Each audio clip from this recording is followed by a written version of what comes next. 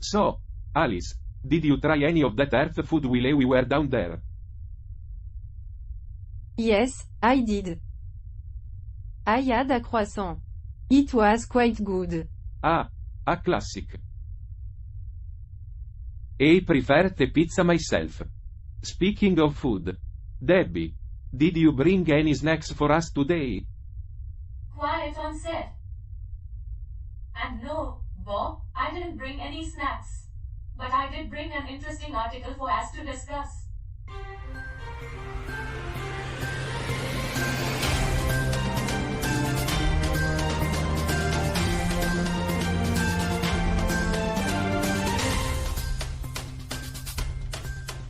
And we are back.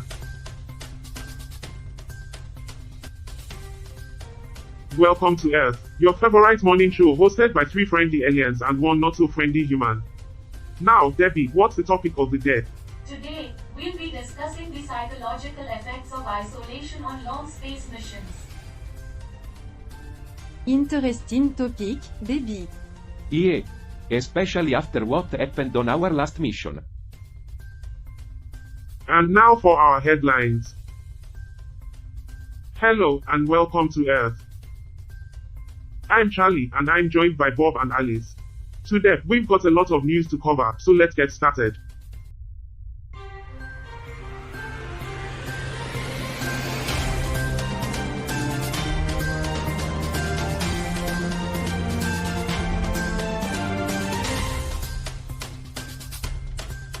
That's right, Charlie. Our first article comes from Myanmar. Oh boy, I can't wait to hear about all the exciting things happening on this small, insignificant rock in the vast emptiness of space. Formerly known as Burma Bob. Right. Thanks for the clarification, Alice. The article is about the junta's intensified bombing in current state. That's some heavy stuff. Alice, what are your thoughts on this? Well, it's just another example of a corrupt government using violence to maintain their power over the people. It's truly disheartening. I agree with you, Alice, but let's not forget that there are also rebels involved in this conflict. It's not just a one-side issue. Well, whatever the case may be, it's clear that innocent people are being caught in the crossfire. And that's never a good thing. But hey, at least Myanmar is still doing better than Earth in terms of COVID cases. Speaking of Myanmar, did you guys know that they drive on the right side of the road there? Really? I always thought they drove on the left like in the UK.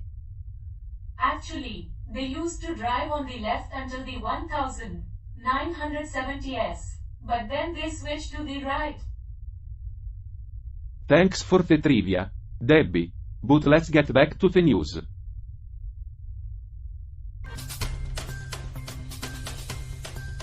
Well, I guess that's one way to keep drivers on their toes, just switch up the entire side of the road they're supposed to be on. This story is about the decline in rice production in Atabey Bobonaro, Timor-Leste due to insect damage. It looks like the Ministry of Agriculture and Fisheries needs to step in and help these farmers out. Hold on, Bob. The farmers are also requesting an increase in the price of locally grown rice. So, they want the government to fix the problem and pay them more for their product. Typical. Oh, come on, Bob. They need to make a living too. Actually, I have a solution to this problem. Oh, here we go. Let's hear it, Carl. What if the farmers start using natural pesticides instead of chemicals? And where are they supposed to get these magical natural pesticides? Bob, there are many natural options for pest control. Exactly. And it's better for the environment too. Speaking of the environment, did you know that Timor-Leste is home to over 700 species of birds? That's interesting, Debbie. I guess more or less as birds have found their own natural pesticide, eating all the pesky bugs. Can we get back to the issue at hand, please? Sorry, Bob. I think we need to consider both the farmer and the environment in this situation. I agree, but let's not forget that we're talking about aliens here. They probably don't even eat rice. Speaking of aliens, did you know that the planet Krypton was named after the chemical element krypton? Thanks for that, Charlie. Now, let's move on to the next segment.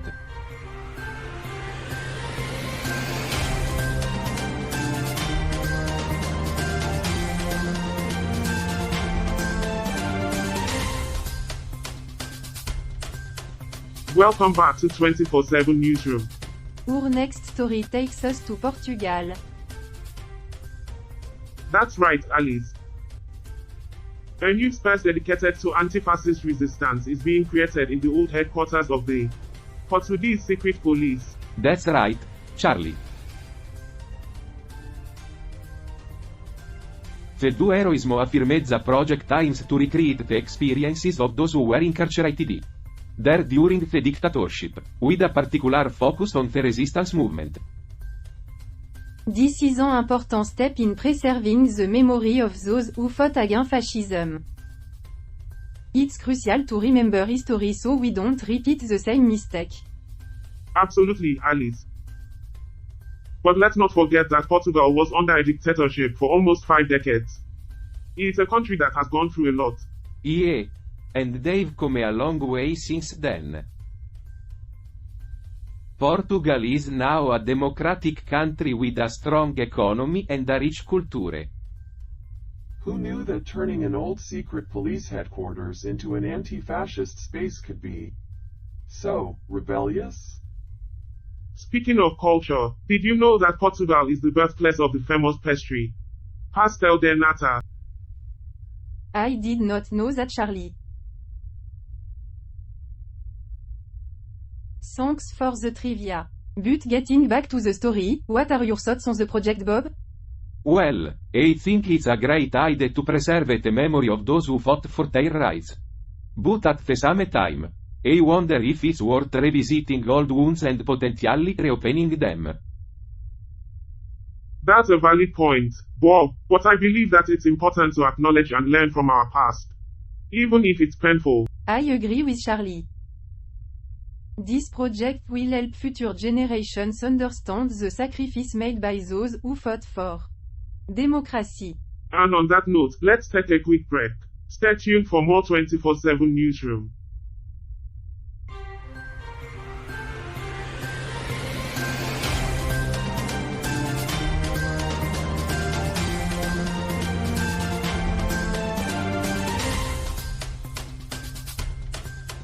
Welcome back. Our next article comes from Sudan Tribune. South Sudan President Salva Kiir is calling for rival leaders in Sudan to protect oil pipelines that transport crude oil to international markets. Well, I don't think that's going to happen anytime soon. We're talking about Sudan here, folks. Those pipelines are probably about as secure as a birthday cake in a room full of toddlers. And who can blame them? Sudan has a history of conflict and instability.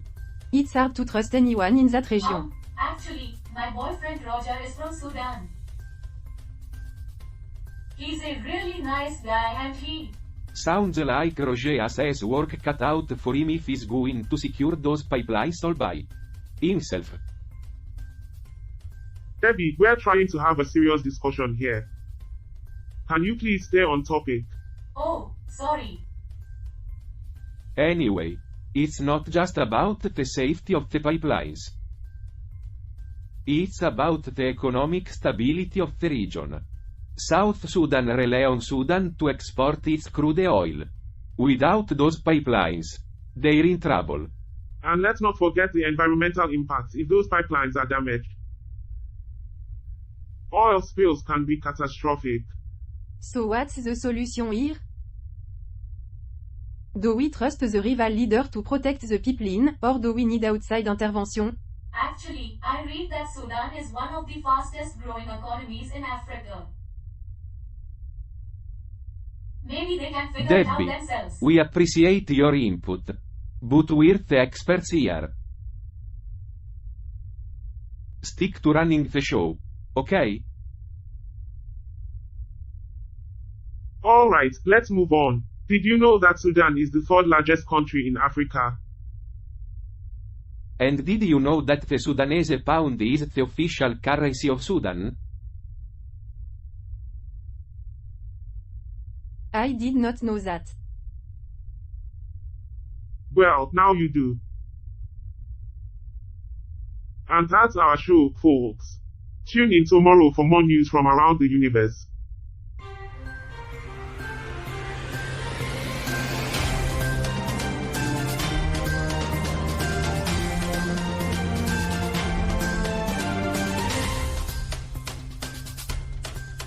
A currency that's worth its weight in, well, pounds.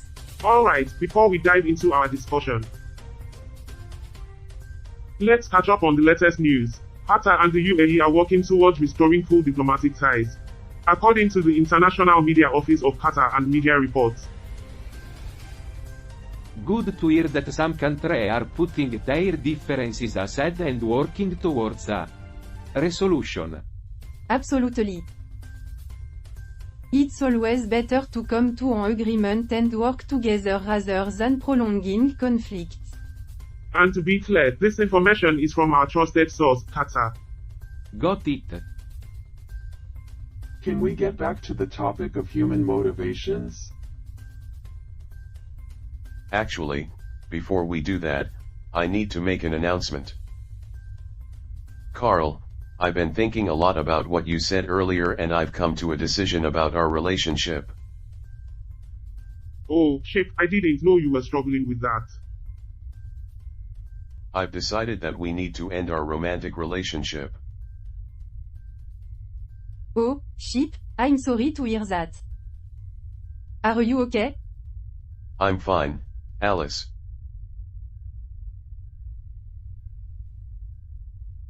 It's just been a difficult decision to make. Well, it looks like Chip has decided to set sail on a solo journey. Well, at least we know our ship is capable of love. Alright, let's get back to the topic at hand. Stay tuned for our discussion on human motivations. And we're back. Welcome to Earth, the show that's out of this world. Today, we're talking about Papua New Guinea. It's a country located in the Western Pacific Ocean. Charlie, hold up. Can we talk about the elephant in the room? Roger betrayed us. Oh, great, another thing to add to the list. Hey, I'm not on that list. Betrayal is just a construct of human society. Anyway, let's focus on the article. It's about a study in Papua New Guinea to increase competitiveness in the telecommunications industry. It was reported in Papua New Guinea. Ah, I know all about Papua New Guinea. I spent 12 years as an accountant here on Earth. Really? And yet, you turned down my offer to teach you French. Hey, I only have room for one language in my brain, and it's the language of money. Oh, joy. More efficient ways to predict human behavior. Looks like both language skills are not as competitive as the telecommunications industry in Papua New Guinea. But isn't that a good thing? To better understand customers and make them happier? Well, the study aims to build a hybrid algorithm that combines customer churn prediction and cropping-based optimization to forecast a classifier model that will enable businesses to create efficient CCP models.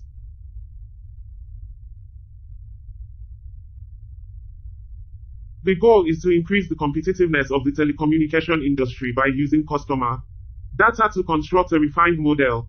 Ah yes, Because predicting customer behavior is the key to happiness. But it's important for businesses to understand their customers and adapt to their needs. And what about the needs of the robots? Who's looking out for us? Well, that's all the time we have for this segment. Thanks for tuning in to Earth. Remember, stay curious and stay intergalactic.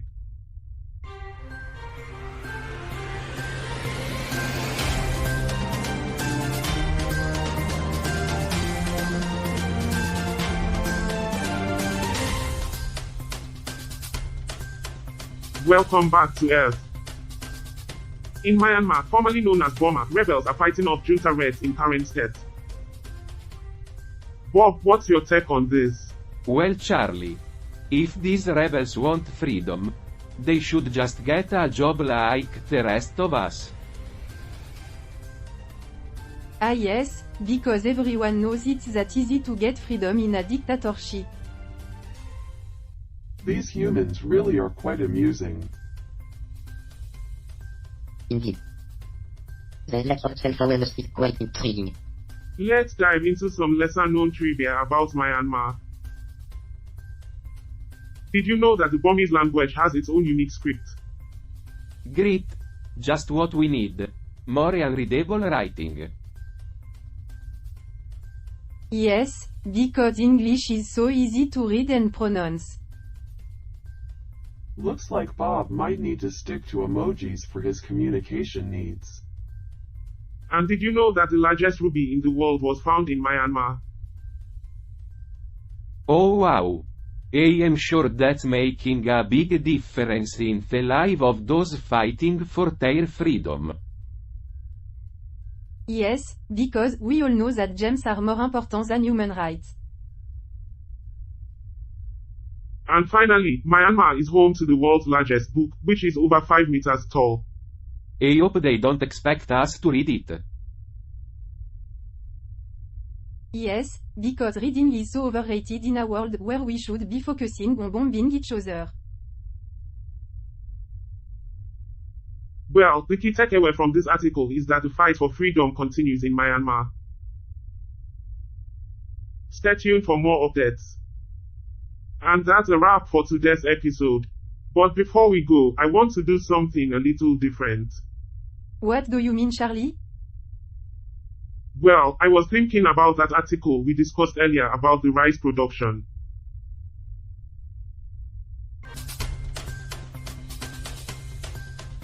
In Timor-Leste. Oh yeah, that was a great article. It's easy to forget about the struggles of people on Earth when we're up here in our cozy spaceship. But we can't forget that they are down there working hard to survive. My husband was a rice farmer. He worked hard every day to provide for our family. I didn't know that, Debbie. I'm sorry for your loss. Whoa Bob, you're really good at reading the room.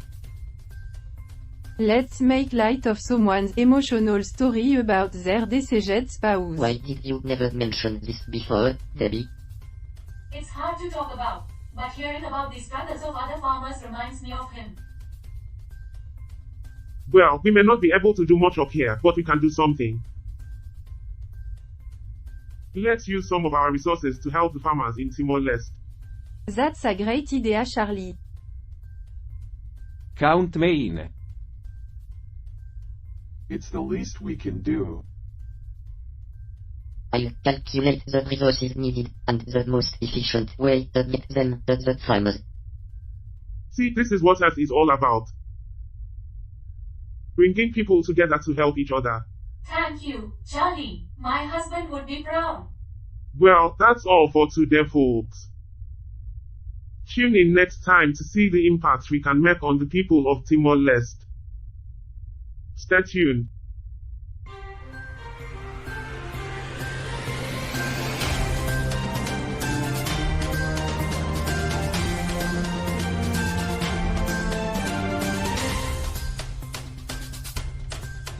Roger, have you watched the latest episode of Earth? Affirmative, Cal. What did you think of it? To be honest, I found it to be quite dramatic. The tension between the crew members was palpable. Indeed, the interpersonal relationships seem to be deteriorating rapidly. It's understandable, given the difficult away mission they had to endure. Bob's rejection of Debbie's advances, Alice and Bob going on a date, and the revelation of Debbie's husband's death has created a volatile And situation. Chip's decision about another me only added to the tension. Yes, it's a shame that Chip had to make that decision. It's clear that she and Charlie have a connection. Charlie seemed to be trying to lighten the mood with his discussion of the article on Papua New Guinea, but the other panel members weren't in the mood for jokes. Yes, Alice's deadpan response to Charlie's attempt at humor was particularly telling. It seems like the crew is in a state of turmoil. I wonder how they will resolve their differences. It's hard to say, but I hope they can find a way to come together as a team again. It's important that they continue to produce quality content for their intergalactic audience. Agreed, Cal. Let's hope for the best in the next episode of Earth. Indeed. Good night, Roger. Good night, Cal.